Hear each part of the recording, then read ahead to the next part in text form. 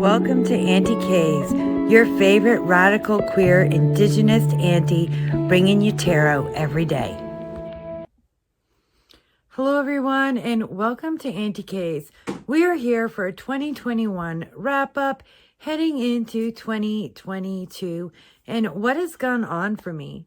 So this was a big, huge year for me. I got my Kickstarter up and running. I launched it. It was successful. I got all the decks out there with very few hiccups. There was some hiccups. Mail and COVID has not been friendly. There was a few folks with like address issues. So there was that, but like overall it went really smooth and that was a huge relief. And I'm very excited about that. And after I wrapped it up, I started going through the notes I'd been making since December 2020 on the coffee table tarot spread book that I wanted to make. And by September, October, I was really getting into it, and I have been getting into that and working on that. And I have a Patreon set up to help support that too. And I've been collecting more photos for it and doing edits and, you know, making new decisions on a couple photos and on some of the spreads. But the coffee table tarot spread book is going to have roughly 50 spreads. There are probably going to be a few more. There's going to be an index at the back of all the questions to help you with making your own spreads. And essentially what makes the coffee table tarot spread book different than other books is that these kinds of books, like, they don't stay flat on your table. And so you get your spread, you turn, this is not a spread book, you turn the book over, you know, you have to write. It doesn't work great for spreads. Books don't work great for spreads, and that's really frustrating because books are a great resource of having a lot of things all in one place. And so from this frustration was born my idea of a coffee table tarot spread book, because coffee table books stay open nice and flat and are large, and you could put the spread right on the book on some beautiful artistic or photographic background. And so that's what I'm creating. I'm happy with the direction that my business, Auntie K's, is going. And I've also been looking at notes I made when I first started thinking about creating Auntie K's and revisiting some old ideas. So as I look at the direction of business for 2022, my deck collecting.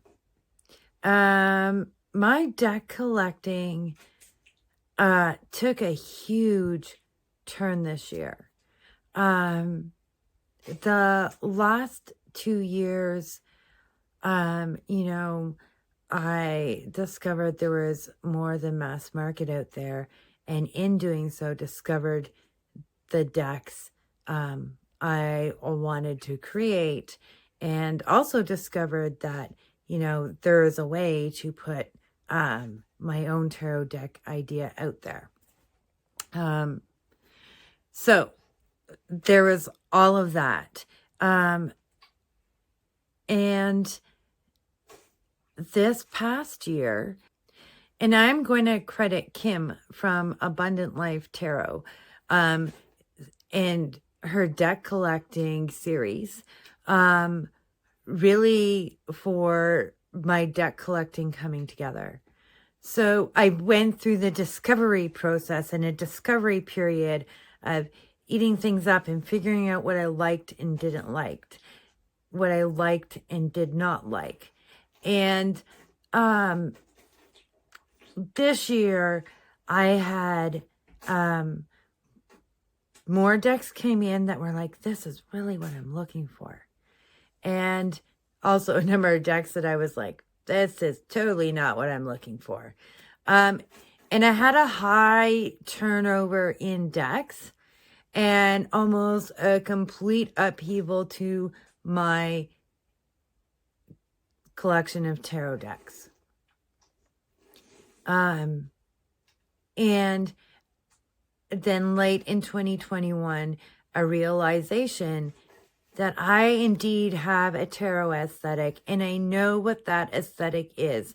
And again, thank you, Kim, from Abundant Life Tarot, because your series has definitely helped me recognize that and to see it when I saw it and to understand it. And it's interesting because I've spent most of my tarot reading years, like 12 of them, reading with decks that I wasn't connected to.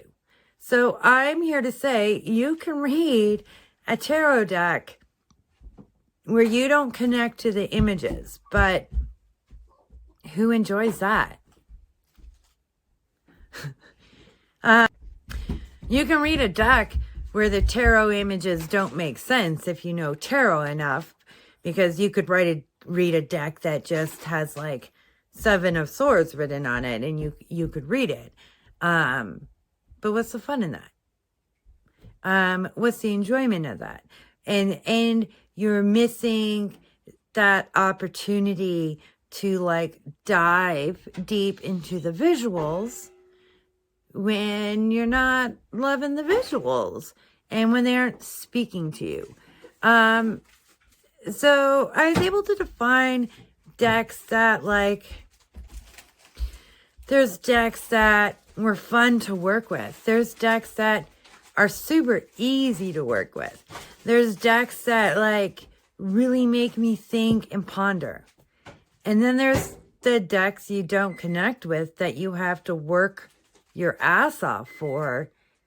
And you're feeling that disconnection with your tools. They aren't comfortable in your hands. When the tools aren't comfortable in your hands, like, you want to find the tools that are.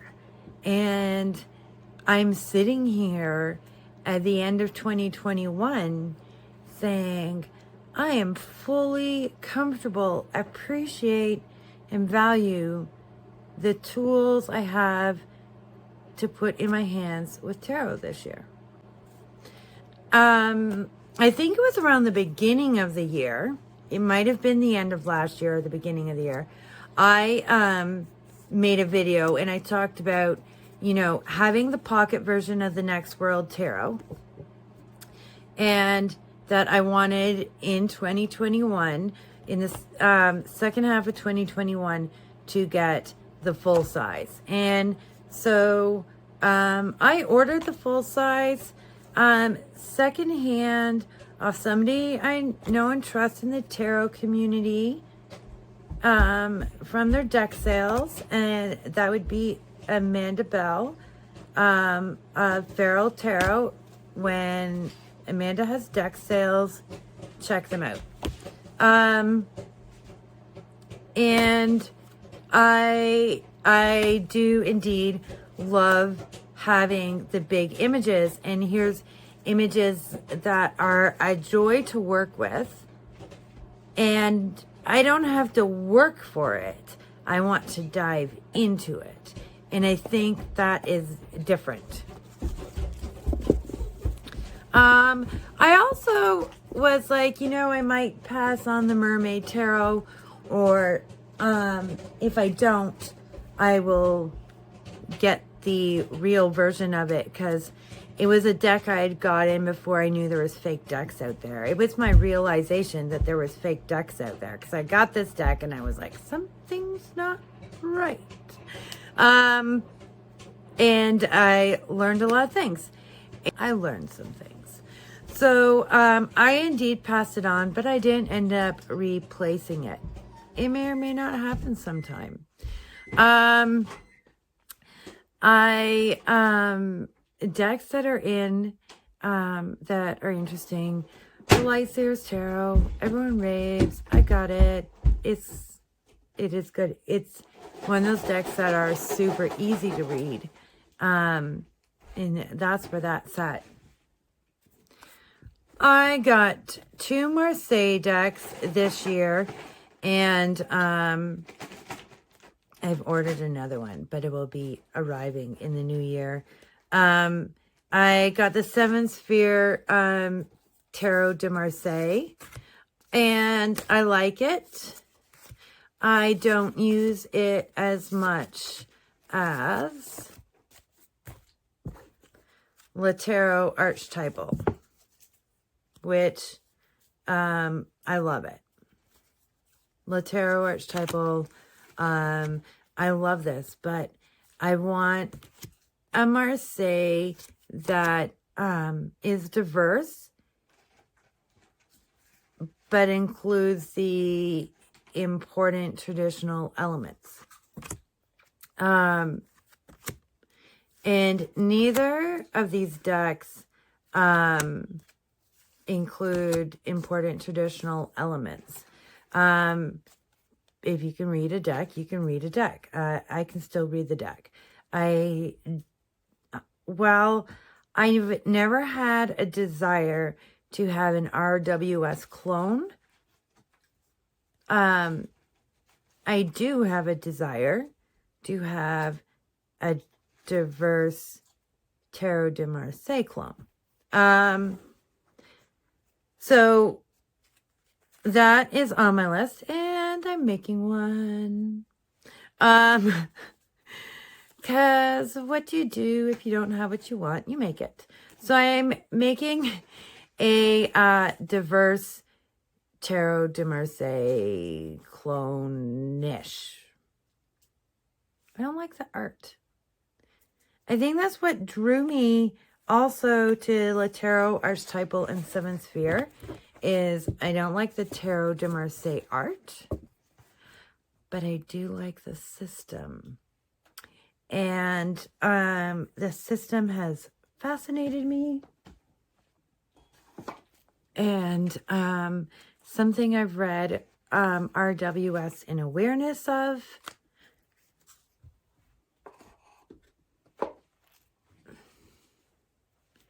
And so that's my desire. That is my desire. The deck that showed me what my aesthetic was is the Little Buddha Tarot.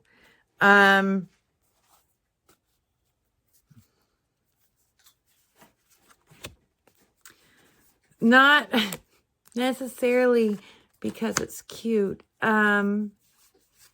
This is a deck about Brown Boy Joy, according to the creator, Amiee from Push Kitty. The color scheme is my aesthetic. The art style is within my aesthetic, although a bit more cutesy. But when I got this deck, I was like, oh, I see the similarity in my deck loves. Let's take a quick look. We have my own deck, right? So let us choose a card from the Landback Tarot and just see aesthetics here. Ooh, we have Ace of Cups. The Dream Vision Tarot, 2 of Cups. The Gentle Tarot, 2 of Pence.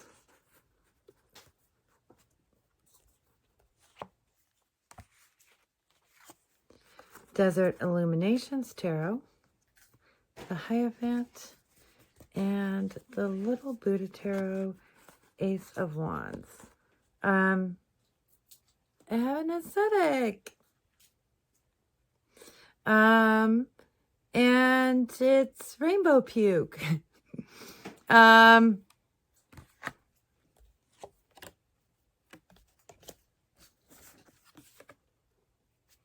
Mari's got like rainbows everywhere. So I discovered I have an aesthetic, and that was hugely exciting to me. It, you know, it filled me up. It made me say, yeah, I get what I'm looking for. And I see it right, you know, in my own art. I guess as I should, right? So there's that part of my year. Solstice. So let's talk about what I got for Solstice that contributed to my tarot journey, tarot life, and what happened over, you know, the storytelling moon and coming into the storytelling moon and solstice. Well, as a widowed parent, I pick out the gifts that my kids are going to give me. When I was in Toronto, I went to the Hermits Lamp, and links of everyone I'm mentioning will be in description box. And knowing one of the decks I'd ordered for myself from my kids, I also got the Magna Tarot. And this was a happy little surprise of a deck that I didn't know existed. It fits into that aesthetic too, slightly on the darker side. Like, not darker. That's the wrong word if you're taking it in a moralistic sense. Some of the colors are darker than some of the more brightly light ones. Like, Mari's deck is a darker rainbow colors theme than the little Buddha Tarot. So anyway, so where the traditional RWS has masculine figures, this one has feminine figures. And where it has feminine figures, this one has masculine figures. And this deck ends up coming out. Anyway, one of the things that's a result of this is that this deck has a really healthy masculinity. It has a really healthy masculinity, and I enjoy this little deck for this. It's a low scare bale, so it's little. It feels, yeah, they're slightly smaller, right? And so I got that because I had ordered the Morning Calm Oracle by C.O. Keller. This deck has been on my wish list, and I don't always use my wish list effectively, and I should. I don't. And I was like, you know what? I'm getting two things off my wish list for Solstice. And so this is one of those two decks. C.O. Keller is a Korean shaman who does a lot of work in her community for reconnecting to spirituality, language, and community.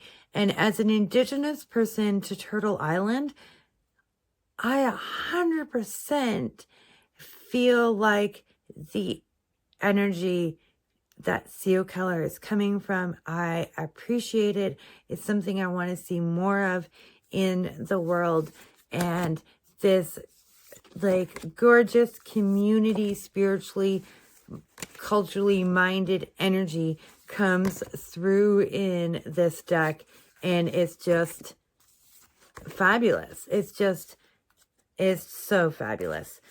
This card is my favorite. It's called Sisterhood, and I can see super clearly that these are Korean women, and yet it also looks really indigenous, like indigenous women in ribbon skirts with high-waisted belts. And there's something so incredibly beautiful that an image that is so powerfully Korean can also speak to me in my mind of my own people in the exact same, like, image, like a hemisphere apart. Life is beautiful. Is it not? Life is beautiful. Okay. The other gift my children got me was by Nina Riel of Shuffle Tarot. It's Rattie Runes. It did not arrive in time to come on my travels because, like, I was gone from December 5th to the 28th. And so this Rattie Runes deck, it has the moons, and I won't go through all the moons, and I am just about to like get into this on my own personal time. And it has the Anglo-Saxon runes and the Elder Folkheart runes, and there's keywords. I wonder if it will focus better if it blocks my face. Hang on. There's keywords. Oh, my fingers are awful. So there's keywords in the bottom. I've been fighting with my fire, so ignore my fingernails through this video.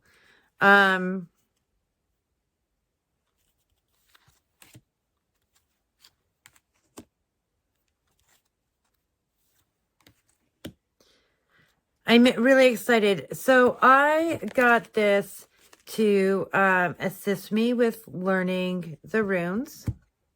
I'm Lakota, but I'm also half Cajun, so, you know, Europe. So these were the runes I got from Sparkle Divine Tarot. Sparkle Divine Creations by Sparkle Divine Tarot, who's on YouTube, Instagram, Etsy. And so I got these runes, and I've watched Shuffle Tarot's rune videos, and I have her deck. And also when I was at the Hermits Lamp, I got this casting board. And so I'm quite excited about all of that. Also for Solstice, my Digi sister gifted me 36 Secrets by T. Susan Chang, which was on my wish list. And it starts in Aries, obviously, which is March 21st. But I started for Solstice because I want the preview to the year ahead. And I wanted to start now. But I want the preview to the year ahead because, like, does everybody else feel like there is this huge similarity to 2019, to December 2019? Like, just, it's huge. Like, but it also not exactly, I feel it. A friend of mine who, not a YouTuber, another Indigi Witch, she and I are going to get on Zoom later today and look at some predictions for 2022. And I'm going to film it so that we have it ourselves to look back on.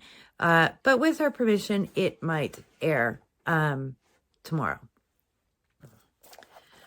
Also, for 2021, I have my daily planner, which has regular stuff in it. And I'm going to put the predictive readings at the top of each month to keep looking back at them. When I have a checklist for my day, I get more stuff done. This is going to require smaller handwriting on my checklist and less notes. But I'm going to give this weekly, monthly planner a try and see how that goes. I created my own tarot journal.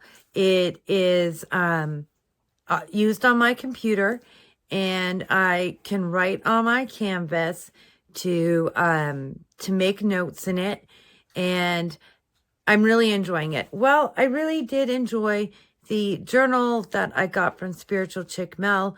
It wasn't serving what I personally do in my journaling practice, so I created a set of monthly pages that do work with what I do. So I've got like my daily spreads, and it's got these lightly grayed out spaces so that creating 9 spaces. So for the most part, I can write in there what my spread looks like. I've been putting a picture of my spread and writing right now.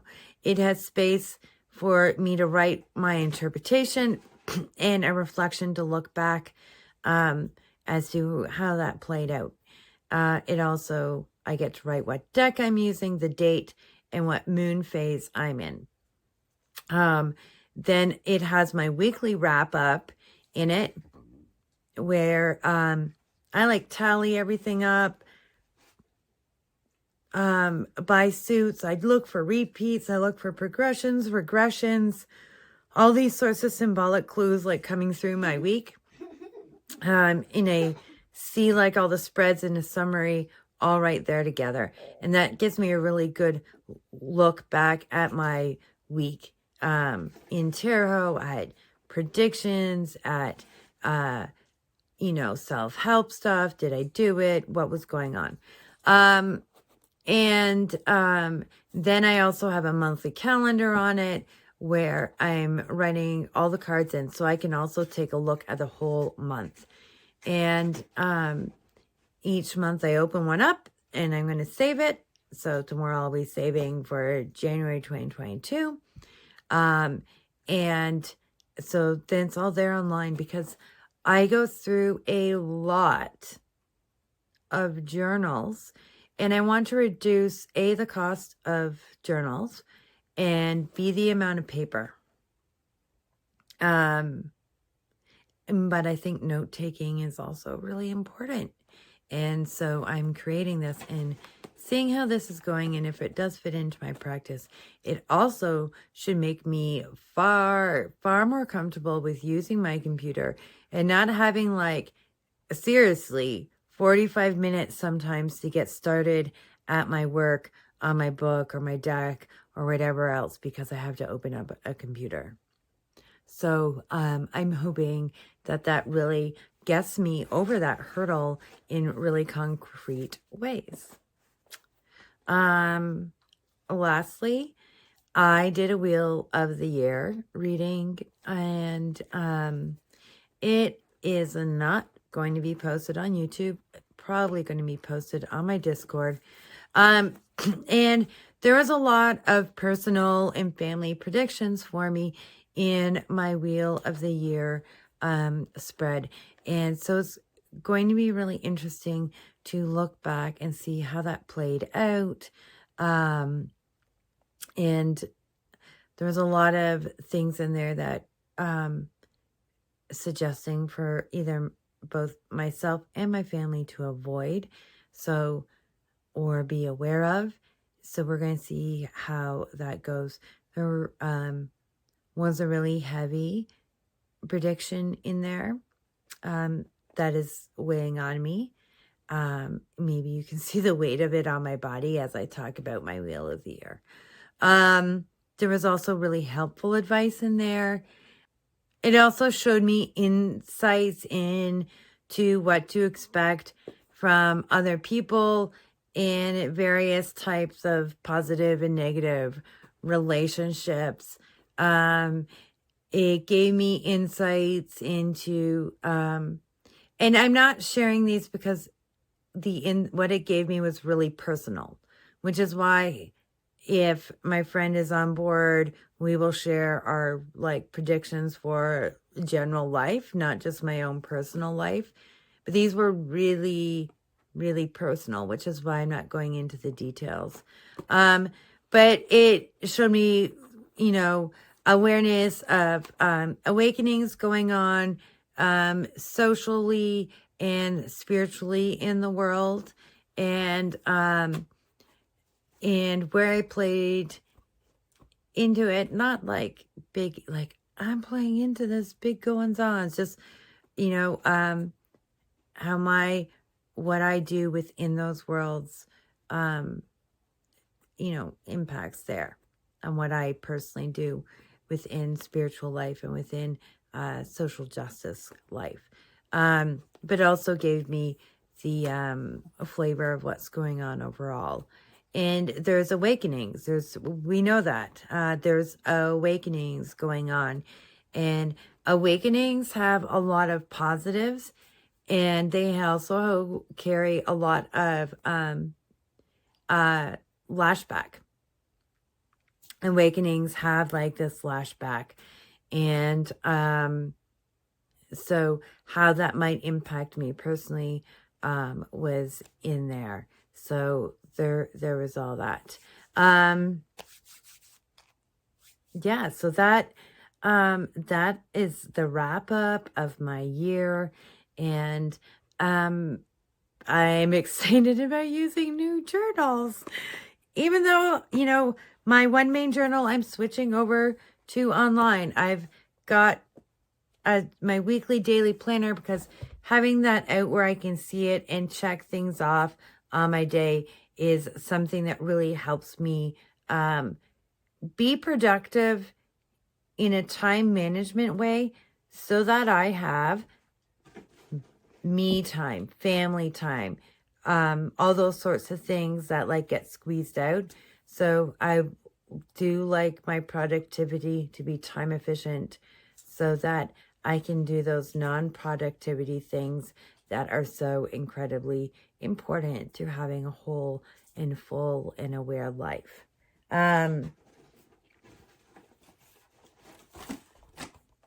I've got new journals for client notes, and that also always makes me excited. I can't tell you. So even though I have new journals for 2022, I have less journals for 2022 as I switched one of my biggest journals over to digital, and I feel good about that decision.